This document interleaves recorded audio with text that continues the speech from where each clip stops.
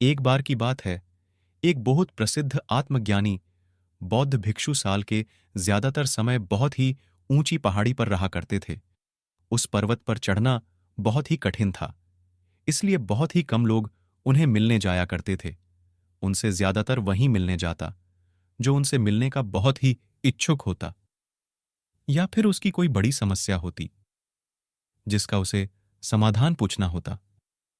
नहीं तो ज्यादातर लोग उनसे तभी मिलते जब वो पहाड़ी से नीचे आते थे। एक बार पर्वतारोही का एक समूह उस पहाड़ पर घूमने गया, तो वहां उन्हें किसी व्यक्ति ने बौद्ध भिक्षु और उनकी ज्ञान की शक्ति के बारे में बताया। बौद्ध भिक्षु के ज्ञान के बारे में जानने के बाद पर्वतारोही ने उनसे मिलने का मन बनाया और वो सब पहाड़ के ऊपर की ओर चढ़ते गए और बौद्ध भिक्षु के आश्रम में पहुंच गए। बौद्ध भिक्षु ने उन्हें देखकर आदर सम्मान के साथ उनका अभिवादन किया और उन्हें बैठने के लिए कहा। कुछ देर बैठने के बाद उन लोगों ने अपनी अपनी समस्या बौद्ध भिक्षु के सामने रखने का विचार किया, लेकिन उनमें इस बात पर बहस छिड़ गई, पहले कौन बताएगा। सबको लगता था कि उसकी समस्या सबसे बड़ी है, इसलिए पहले मैं अपनी समस्या का समाधान पूछूंगा।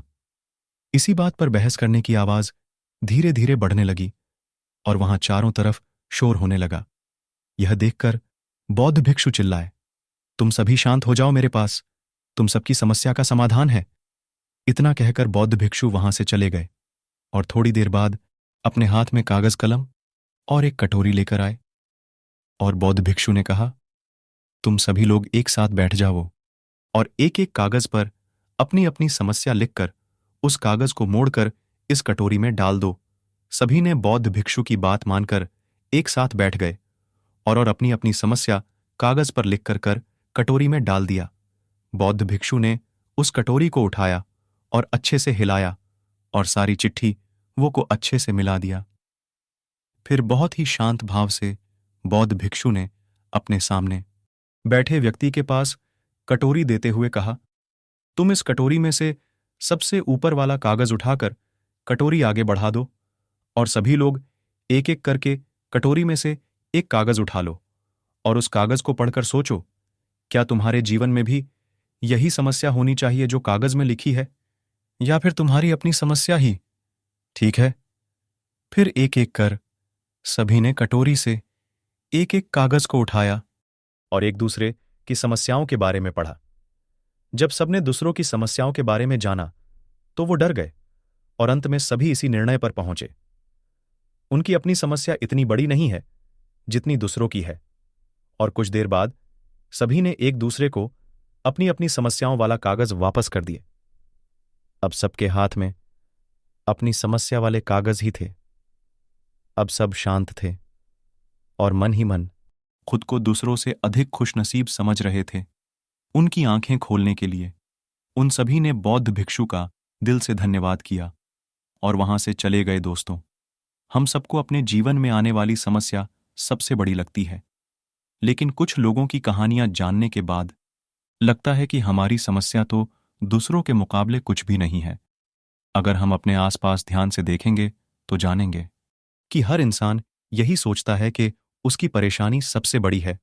वही है जो इतनी सारी समस्याओं से जूझ रहा है, उसकी ही किस्मत सबसे खराब है। लेकिन हम दूसरों की समस्याओं को देखें, उन्हें ध्यान से सुनें, तो हमें हमारी समस्या बहुत छोटी लगने लगेगी।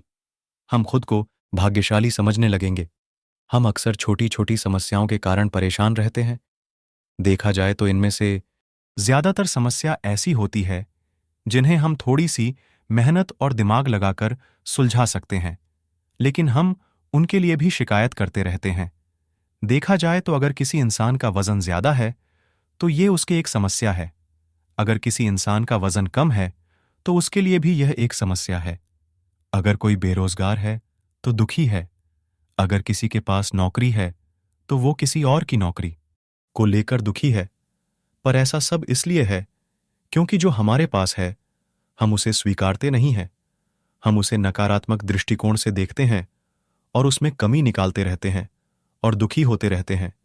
इस दुनिया में ऐसा कोई इंसान नहीं है जिसके जीवन में समस्या नहीं है, और ऐसा कोई भी दिन नहीं आएगा जिस दिन हमारे जीवन से सारी समस्याएं और कमियां कम हो जाएंगी। और जरा सोच कर देखिए, अगर हमारे जीवन में दुख और परेशानियां नहीं होगी तो हम खुशी को कैसे महसूस कर पाएंगे? हम माने या ना माने, परेशानियां हमारे जीवन का हिस्सा है और हम इनसे भाग नहीं सकते। हमें इनका सामना करना ही पड़ेगा और समस्याओं का सामना करने के लिए इन्हें दिल से स्वीकारे और इन्हें सुलझाने के उचित कदम उठाए और अपना प्रयास करते रहे। दोस्तों, आशा करता हूं आपको कहानी पसंद आए। दोस्तों, कहानी पसंद आए तो प्लीज चैनल को सब्सक्राइब करें और लाइक करें।